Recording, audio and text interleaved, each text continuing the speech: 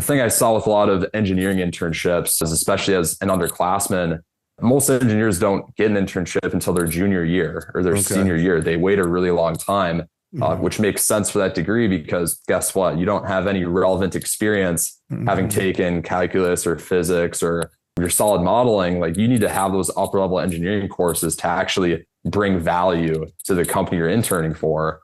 So for me, it was really just embracing a mindset of how do I set myself apart now? So that way, when those opportunities do arise, how can I differentiate myself from all my peers? So we'll have very similar GPAs. We have the same classroom experience, the same technical knowledge. So what's really going to make me different? And with College Works, it really came down to the communication side of things and the interpersonability.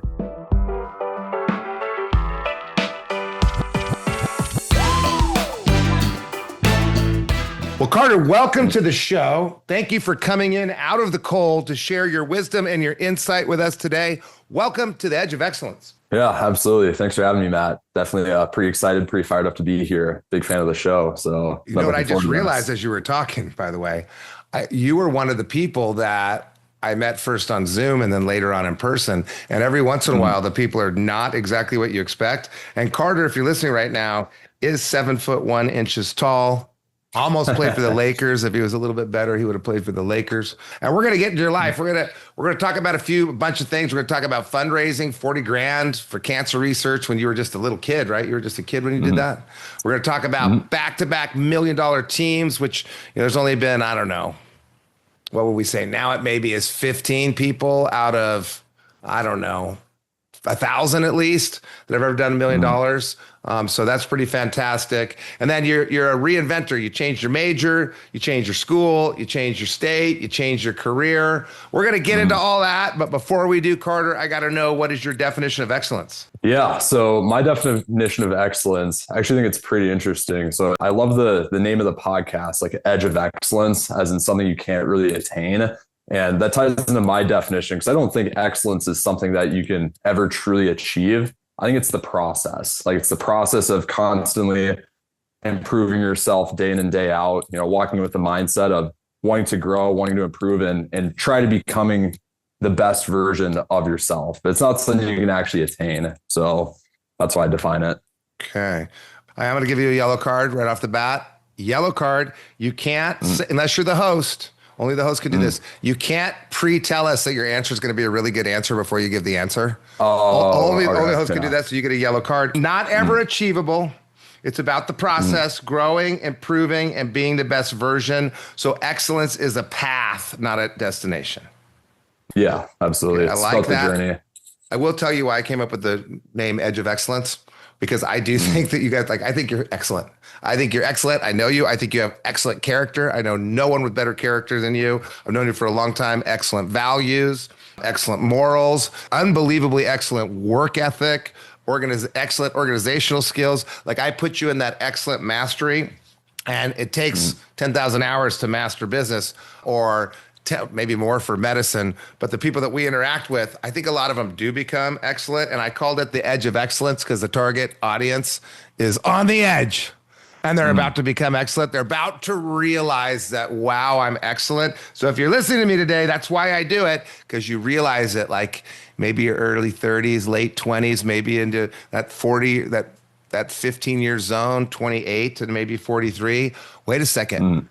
I am excellent. And then you leverage and go crazy. So you don't think you could ever achieve it. I'm fine with that. I think you already have achieved it, but we're not here to talk about me. We're here to talk about you. And you're a senior in college. You're an industrial engineering major. You've been working in this weird painting construction company for 3 years in 3 different roles, but you want to be an engineer in aerospace. We got to talk about that.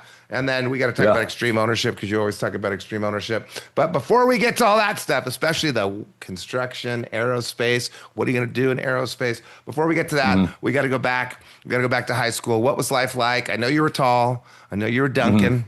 But what was life like in high school? Were you one of those kids that was kind of lost and then found his way, or were you always on the straight and narrow, always on the path up? Yeah, I think I was doing a lot of bouncing around back in high school. I mean, I always knew that I've always loved being busy. I mean, I'm a very type A person. I love stacking my plates, and I truly value being active. So Yeah, I mean, I was a multi-sport athlete, definitely did a bit of dunking back in high school, played a lot of football, basketball, never could settle on a winter sport. I skied, I wrestled, I played baseball. I'd done a bit of everything. Yellow card. I'm sorry. Got it. It doesn't count. Skiing does not count because you guys don't have mountains. So that is not yeah. skiing.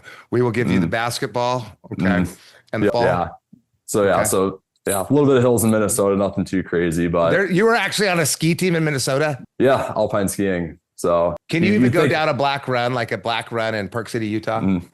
Yeah, definitely not on that level. We have some big hills, but nothing too steep. Okay. Back in high school, all 4 years, and even in middle school, it's actually when I got my first job at a pizzeria at 14 called Jets Pizza. Shout out. And shout out to Jets. Sounds good. I want some Jets pizza. Yeah, we'll find a better deep dish style in the Midwest. Yeah. Okay, we're gonna have to go there. We're gonna have to go there. I'm seeing you this weekend. Bring me some Jets. All right. We'll make it happen. We'll order some. Okay, so you're doing the impossible though, and I love when this happens.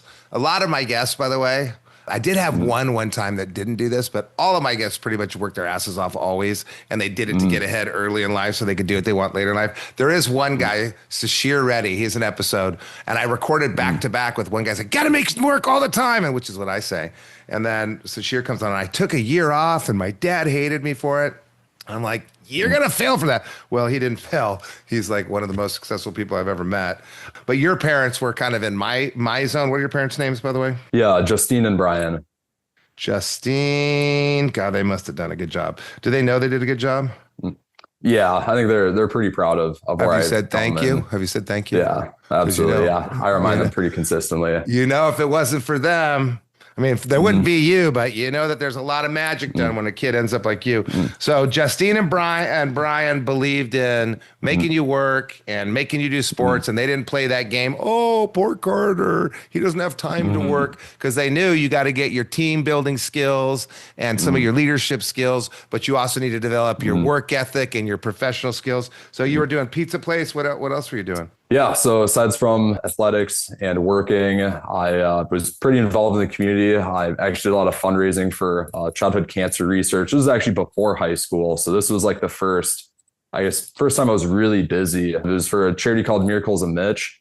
They fundraise money for basically childhood cancer research. And something I was actually directly impacted with my younger brother, Axel. And he's doing fine now. I obviously need to preface that. Yeah. But yeah, so put a lot of time into, raising money for the organization, doing lemonade stands or, golf fundraisers. Axel had leukemia and he's now been cured, and he's is it called recovery? What's that period? My mom's in it too. I forget the name for it. So he's registering how many days, weeks, years since he had leukemia. When he had leukemia, you went around, did lemonade stands and hustled up $40,000 for research. Yeah. And, hosted a couple of smaller events too, like, a big golf outing, for instance, or concerts, things like that. And I think the reason why I, push myself as much as I do, it really did come down to my parents. My mother and father, they, were also started working at a really early age. My dad grew up on a farm, and obviously that, hardworking environment. And my mom did something similar. She started working at 11 years old or 12 years old with the paper route. And I kind of saw the success that they had in starting young. And I actually remember the exact conversation we had that kind of led me to get my first job. And I was going to go out to the movie theaters with my buddies, and I asked for $20 for a ticket and popcorn. And this was right after my 14th birthday. And her response was like, what do you mean? I'm like, well, I want to go out with my friends.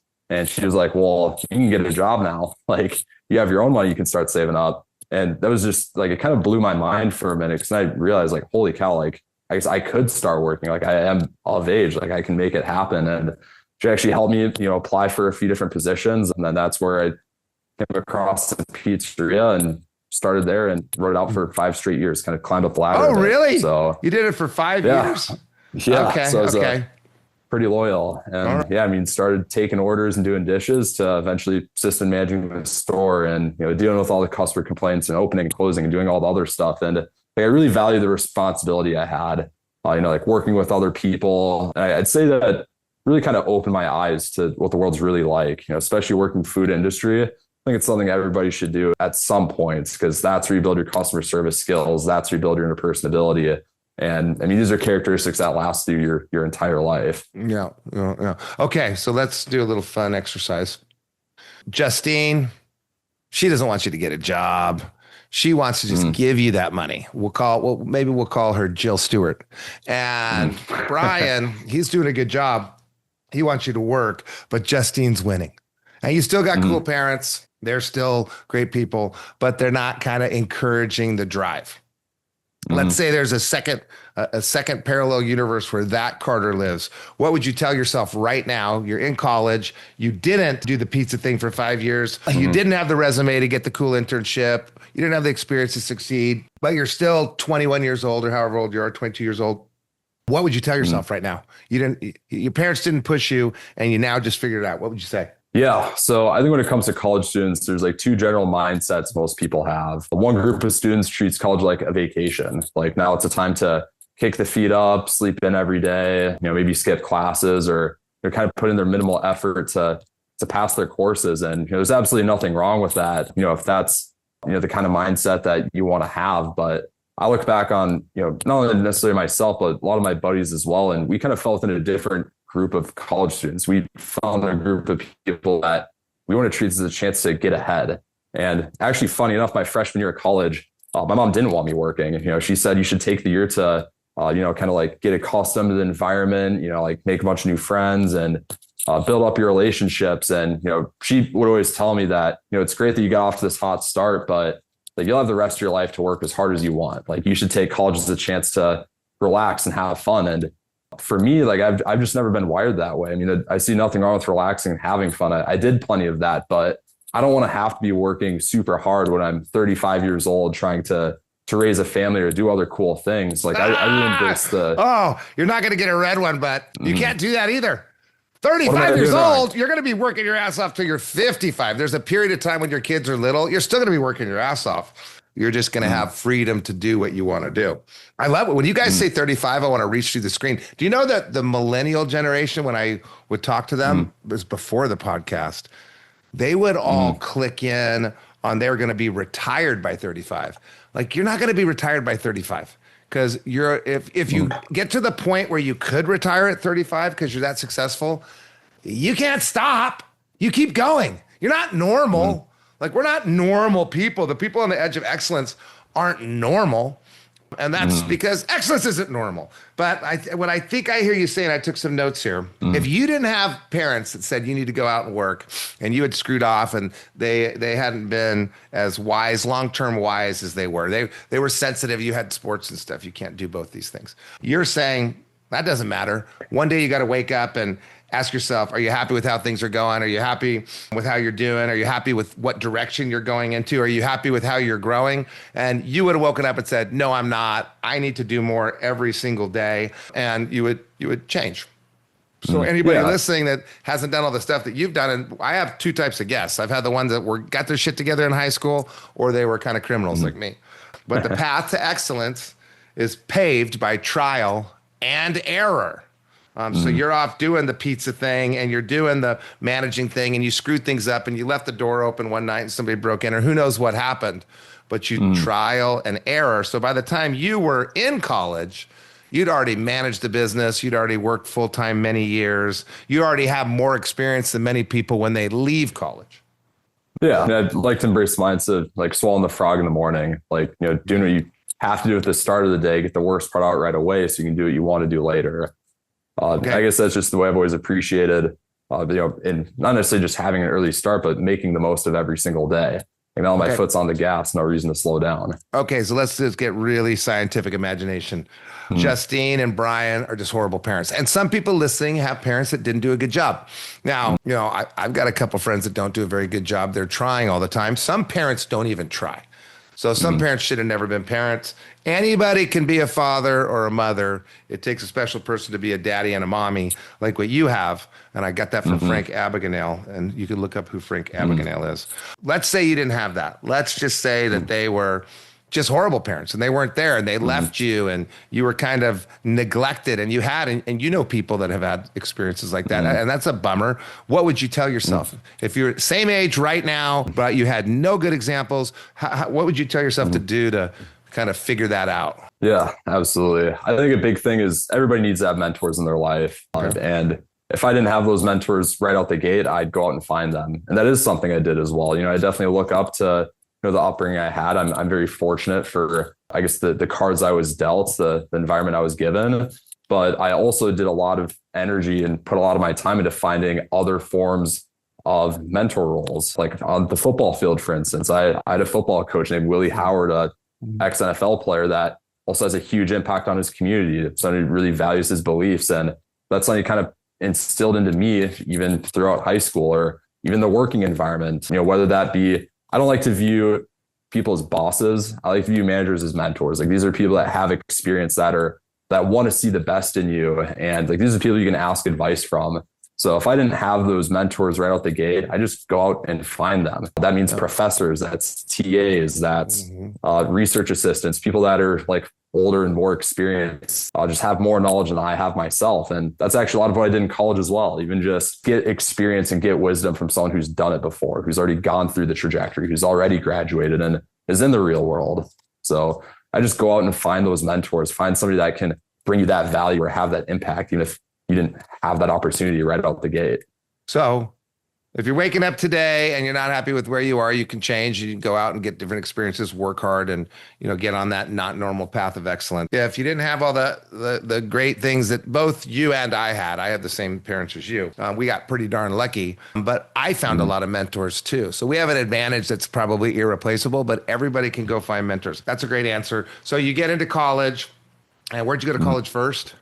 I started at the University of Minnesota. So University of Minnesota. But you know what I always tell my son, and you know my son, I say, hey, just suck. He's like, dude, what are you giving all this stuff to me? Like, this isn't part of my job. I go, why don't you just start sucking? Because if you suck, no one's going to give you more stuff. So you didn't get that memo, and you did really well for our business in Minnesota. And you kind of moved to help us branch into Iowa, but you wanted to move to Iowa anyway. Yeah, I'd say, bringing college works with me was definitely a convenient circumstance, but it was okay. Well, I always thought you did it for us. I'm going to pretend you didn't say that and say thank you so much for doing that. I appreciate that. And where do Justine and Brian live? They lived in Minnesota as well. So how far from where you are now? Now about 3.5 hours away. They still live in the Minneapolis area, New Hope, Minnesota. Okay.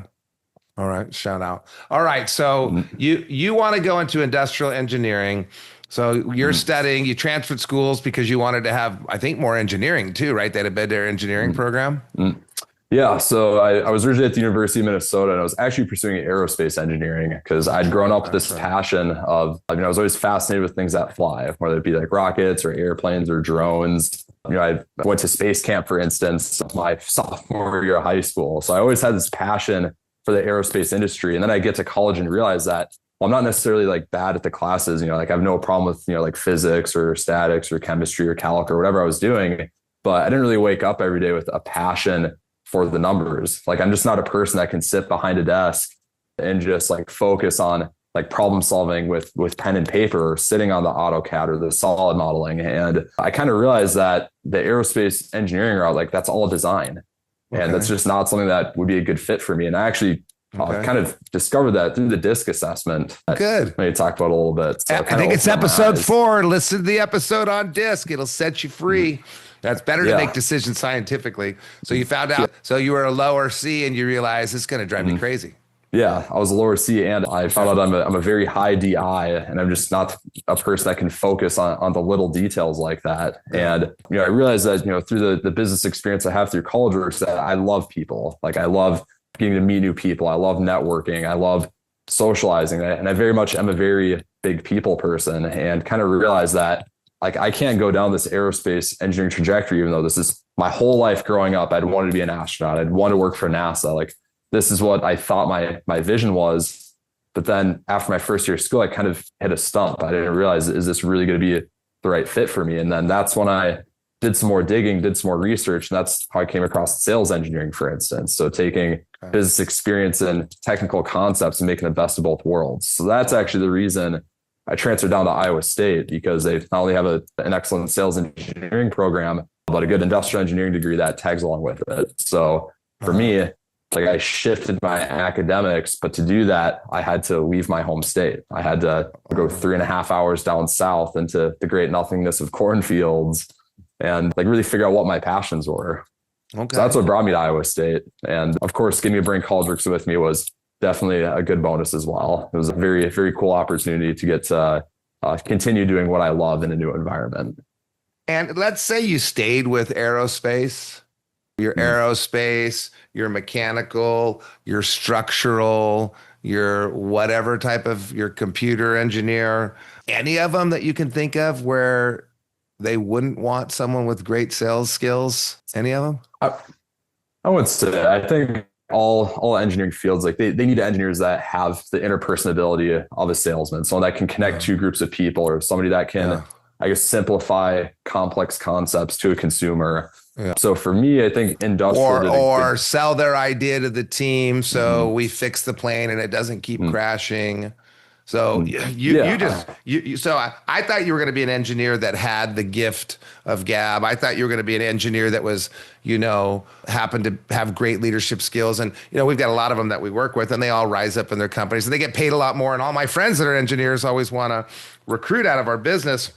But you actually found an engineering field, a sales engineer, where you happen to be an engineer. And I think I've talked to you about it before. My friend Brett Gaviglio, he did one. He likes, it's like an extra 150 grand. You make 125 grand as an engineer, but you get another 150 on top of that if you can also sell. That's what he tells me. My cousin used to work at Lockheed Martin, and the planes were crashing, and they had a contract. And he said, I was recruiting. I said, we're recruiting different people, Jimmy. And he said, no, we're not. Because if that guy knows why the plane's crashing and he can't sell the rest of the team, we lose the Lockheed Martin. So what is a sales? We'll get to what a sales engineer is. Let's go to college. So you leave Justine and Brian, you go to Minnesota. You decide in Minnesota, wait a second, like, dislike, what do I like and what I dislike? And that didn't work to hone you in. So you started thinking about what your passions are. So you have a skill set, you're just not passionate about it. It's not going to go anywhere. You have a skill set that you are passionate about, that becomes a unique ability. So you've been on this process of kind of searching for what is the right major, what's the right end career. So you already mentioned, you thought about it a lot, what you like, dislike, what your passions were. You already mentioned you took a DISC test, and that kind of cleared things up. There's a lot of people in this position. Anything else that you did to discover sales engineering as opposed to just leaving engineering and becoming a business major, say? Yeah, I actually talked to one of my mentors. It was a professor of an engineering management class at the University of Minnesota.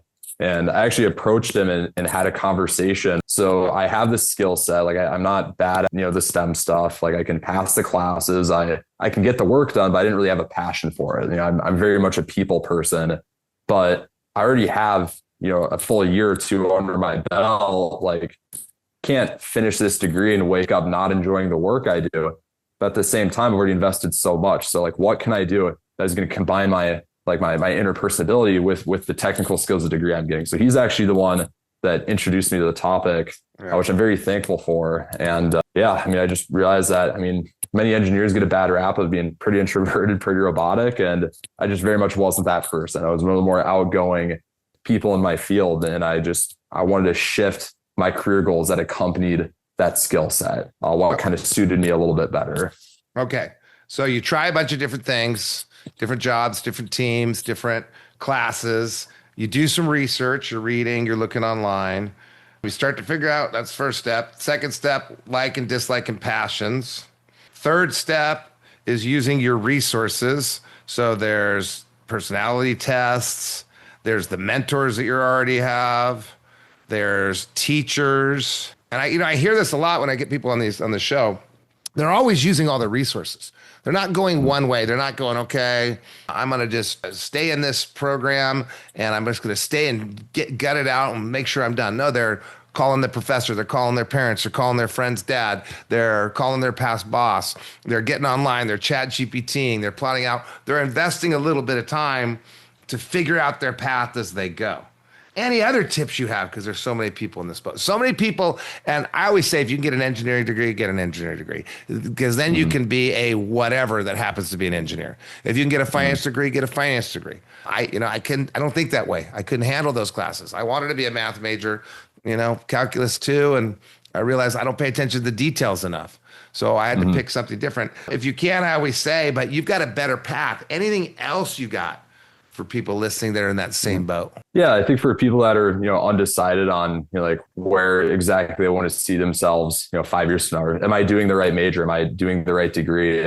I think something you really have to value is like, what are you good at? Like besides like what you truly enjoy, but like, are you good at the technical side of for engineering, for instance? Like, are you good at the calculus? Are you good at the physics? Can you memorize the chemistry concepts? Or for more maybe political science or English or journalism focused people, do you enjoy, like, can you write the papers? Like, can you create a comprehensive argument for what you're doing? Like, you take those passions or like what you're talented at, and sometimes you just have to embrace the suck. Like, that's just a life. Like, you've already put in the time, like you have to see it through. And you just have to embrace the suck. That's such an important factor. Like, you're going to face adversity, you're going to face challenges, you're going to fail a class. I failed a class, for instance, but I didn't take that as, if I can't pass this class, like I'm just done forever. Like, I can't do engineering. Like, I took that as an opportunity to learn and improve on, like, how do I need to improve my study habits or my mentality actually approaching this class the next time. So it's all about taking adversity and not letting like one bad moment compound on itself. Like, you can't let a bad hour turn into a bad day, turn into a bad week, bad month, bad year. You just have to compartmentalize. It's not just what you like and dislike. It's what you're good at that you like. That becomes a unique ability, because if you don't like it, you're not going to like it. If you're not good at it and you're not getting good at it, you're probably not picking the right thing. And then you're the second guest in a row, because I record these shows in kind of blocks. So one of the people that didn't say embrace the suck, but he said he had an epiphany when he was a CollegeWorks intern. And he realized that failure is a great opportunity. And he stopped thinking about how he just screwed up and started thinking, oh my God, what did I learn from that screw up? That's embracing the suck, right? Yeah. You got to see the light in every tunnel. Like, you always got to just have a positive mindset in everything you do. And like, it happens a lot at CollegeWorks. Like, I've been told no, I've received rejection, but like, you always got to focus on an experience and learn from it. Like, there's always something you learn from, even in failure. And it's all about just not repeating the same mistakes. Yeah. So you're young. You've been a freshman without a CollegeWorks job.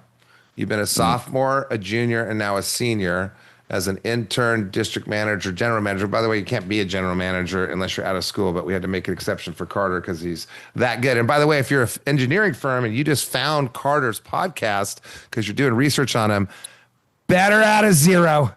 He's worth it. Add a zero. So you need to go from $100,000 to $1 million in pay. So you did the CollegeWorks thing, and that's been a big part of your experience. Why are you doing that instead of engineering? First question. Second question, people like to hear like some big problem you had there and how you overcame it, because someone listening to this is doing CollegeWorks and they want to know. Maybe a lot of people listening to this are doing CollegeWorks and they want to know. So tell me the answer to those two questions. Yeah. So first reason why I got into CollegeWorks, it really came down to the amount of responsibility, but more so the amount of challenge that I could actually face and overcome. Instead of an engineering internship, you didn't think you'd have the same? Yeah. So I'd say the first thing that really got me attracted towards the CollegeWorks internship, especially as an engineering major, really came down to not only the amount of responsibility that I could handle, but more so the challenges that I can overcome. The thing I saw with a lot of engineering internships is, especially as an underclassman, most engineers don't get an internship until their junior year or their senior year. They wait a really long time, which makes sense for that degree, because guess what? You don't have any relevant experience having taken calculus or physics or your solid modeling. Like, you need to have those upper level engineering courses to actually bring value to the company you're interning for. So for me, it was really just embracing a mindset of, how do I set myself apart now? So that way, when those opportunities do arise, how can I differentiate myself from all my peers? So we all have very similar GPAs. We have the same classroom experience, the same technical knowledge. So what's really going to make me different? And with CollegeWorks, it really came down to the communication side of things and the interperson ability. Like most engineers, but you're never going to have an engineering degree. You skip that. So originally it was, I need to get an internship now. And you only have 3 summers, freshman, sophomore, junior. After your senior year, you should have a job. And you're going to have a job, and we're going to give you any number of jobs. We've got lots of different companies you can go work at, but you want to be, we have some that need engineers too. So we got to talk, but you want to be an engineer. So you're taking the leadership experience into the engineering field and getting the engineering training after graduating instead of focusing on the engineering and hoping you can get the leadership training later. Yeah, I think management experience, like managing and leadership, it's like a muscle. Like it's something that you grow over time. It's like going to the gym. It's not something that just develops overnight. So with CollegeWorks, I had the opportunity in like a safe environment to take on a lot of managerial experience. I got to manage my own employees. I got to manage projects, manage not only customer service, but conflict resolution as well. And that was actually one of my biggest challenges I faced with CollegeWorks is my first like truly upset client. I remember very vividly. I won't name drop him, but we painted 8 windows shut on a $14,000 project. Yeah. So obviously the homeowner wants to be able to open up all their windows. If they're paying a lot of money to get their house painted, I feel like that's a pretty fair expectation. And obviously they confronted me with the issue, and I kind of had 2 options. And this is where I really learned the most from my summertime was with this customer. And I could have thrown my painter under the bus. His name was Sean. Actually a good buddy of mine, another engineering major as well. But I could have blamed it on him. I could have, yelled at him, got pissed off, fired him on the job site. I'm sure they would have loved watching that. Could have thrown him under the bus, said it's Sean's fault. Like he screwed up. He painted the windows shut. He wasn't paying attention, but I actually did the opposite. I said, you know what? Like this is my fault. Like, he's my employee. I'm training him. I'm managing him. This is my project.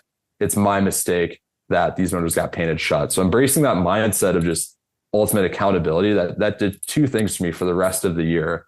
Anytime I had customer service issues, I would always take ownership. I would take full accountability, and I could look a homeowner in the eyes and they would trust that I would fix it, that it would be replaced. Yeah. And that's what I did. And with Sean, for me, falling on the sword for him, he would spend 10 minutes at the end of every project, just double checking all the work, making sure it was perfect. No. So yeah, that customer service was the first time I had to like really approach, like, this is a very unique problem. Like this isn't, like a physics equation where I just need to switch around some variables. This wasn't, something like sales where I'm problem solving. Like this is real. This is conflict. This is uncomfortable. Okay. But that's where I really grew the most was from tackling like a real issue and solving that conflict. 2 options, blame it or own it.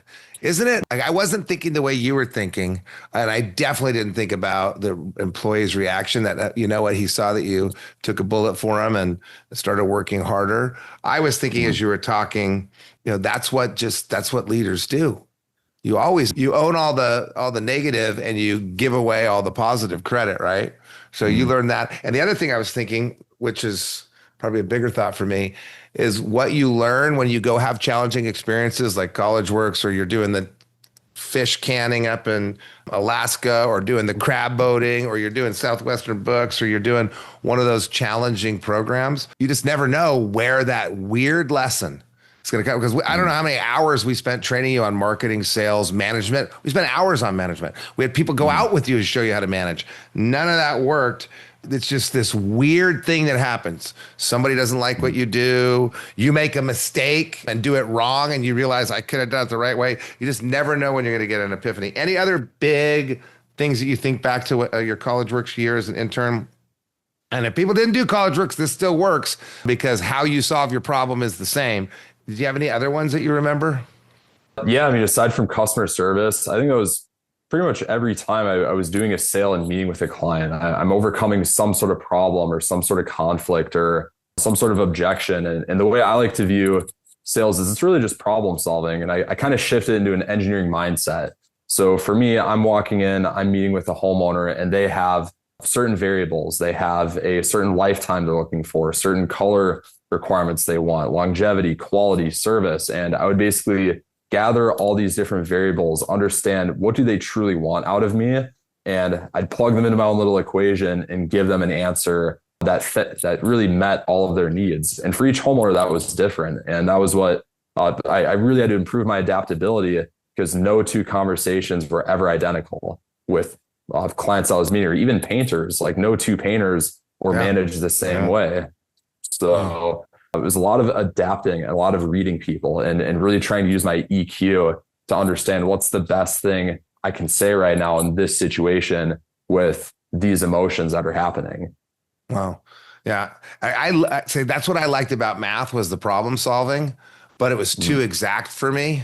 And that's what business is. It's problem solving. And some of it's mathematical and financial and accounting, but it's just creative ways to solve problems. And math was too much about just the numbers to solve problems. I like the interaction in the business. I mean, that's what we do. We solve problems all the time. All right. One more question I have for you. You had to make some sacrifices in your life. We go way back to all the pizza and all the sports, and you're still studying, and there were some sacrifices there. Coming into college, moving, there were some sacrifices.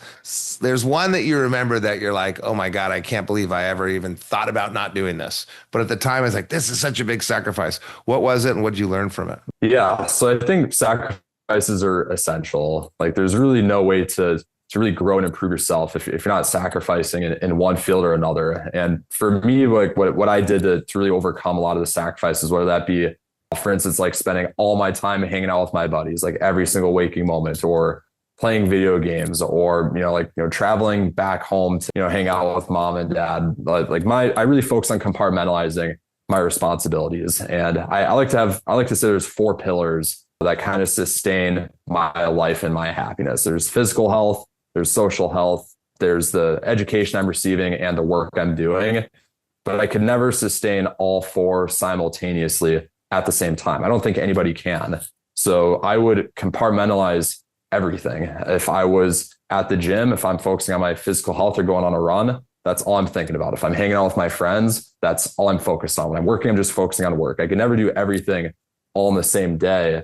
And I don't look back with many regrets. I don't look back and say, man, I'm so happy that I got to, that I could have slept in a couple extra weekends, or I'm so bummed that I missed, that one party on a Saturday night back in, around Easter. Like I don't look back with much regret. I look back almost thinking I felt like I could have done more. Like I had plenty of fun. I still do even now, but I don't regret, like, I don't really think I missed out on a lot. Like, I'm sure I might have had a little bit of FOMO at the time, but I think a lot of that FOMO is reversed now. I think a lot of my buddies are part of my family. That's what happens. You're not at the party, Carter. Well, you're not up in the Swiss Alps skiing now, buddy boy. You got to pay the piper. Yeah. So you haven't had sacrifices. You've had balance. I think it's the way you view it as well. I don't view like not being able to, for instance, like play video games all day as a sacrifice. I feel like I'm just taking advantage of my other opportunities. Like that's not going to benefit me 10 years from now. I'm not going to think about, like how many levels I got in a video game, or, like the conversations I had with my buddies in the heat of the moment. Like all these little experiences are going to compound on themselves. So I think more of, like what was I learning instead of taking that, not necessarily even taking that time off, but just like I don't want to say it's a waste of time. It's like there's really not much value there. It's like I'm a person that wants to learn. If it's helping you with your physical health or your mental health, or if it's helping you with your social health, it's worth it. But you have to balance the education you do and the work you do and all of that. So you're investing time. You're investing time, not spending it. And you're thinking 2 steps out, not just of today. So, I mean, I've been out with you and had a great time with you. And, when I was in college, I partied every Friday and Saturday night the entire time I was in college because I got my work done. And had I not got my work done, I wouldn't have. All right. Anything you missed that you want to say before we wrap it up? Not in particular. I think at the end of the day, like your success is going to be your own, and you have to go out there and make it happen. Like I used to always point the finger and like point the blame, like whenever things didn't go my way. Like in the classroom, for instance, if I didn't do well in an exam, I was always quick to throw the professor under the bus. Or if I was working, if I didn't close that deal, or if I had to fire that painter, or anytime I faced obstacles or challenges, I was always quick to just blame, like, like it's not my fault, like it's their fault, or like it's that issue. And then I kind of shifted my mindset, like, the past few years, more so I'm only going to control what I can control. So like, what can I do differently? If I'm doing bad in a class, I can attend more office hours. I can spend more time studying. I can do a better job connecting with the professor outside of hours. Or if I'm not doing better in the work I'm doing, I can ask for help. I can utilize my resources, or even from a more social perspective. So I think like your success is going to be your own. Like you have to go out there and make it happen. Like it's not going to fall to the sky. It's not going to be spoon fed to you. Well, Carter, I appreciate you coming in. I just want you to know that it's 83 degrees here right now in Southern California. I left Park City, Utah yesterday, moved back home to California. It was 50 there when I left. How cold is it in Minnesota? Because I'm coming there on Friday. How cold is it? Yeah, Minnesota, probably looking about 15 degrees. Ames, Iowa, it's about 30. So usually say it's 10 to 15 warmer. Okay, so I'm going to have to break out the full-length Canada Goose. Well, Carter, thanks for making time. Enjoy the cold. I'll see you in a couple days. This isn't going to air till long after I see you, but I appreciate you coming on the show and sharing your path to excellence. Absolutely. Thanks for having me, Matt. We'll see you soon.